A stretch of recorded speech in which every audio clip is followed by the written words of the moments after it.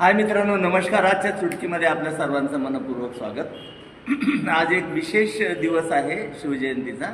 या निमित्तानं सर्वप्रथम तुम्हा सगळ्यांना मनपूर्वक खूप खूप शुभेच्छा.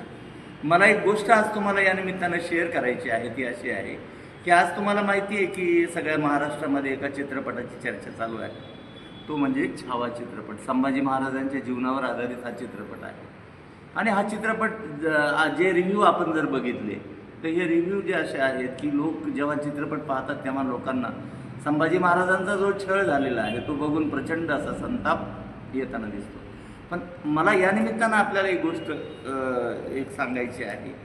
छत्रपती शिवाजी महाराजांचा काळ बघितला किंवा संभाजी महाराजांचा काळ आपण जर बघितला तर अशा प्रवृत्ती त्या काळामध्ये होत्या की ज्यांनी शिवाजी महाराजांना राजा म्हणून स्वीकारलं नाही, त्यांच्या राज्याभिषेकाला या प्रवृत्तींनी विरोध केला.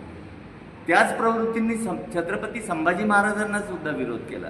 मग आज या ज्या प्रवृत्ती आहेत या समाजातून नष्ट झालेल्या आहेत का?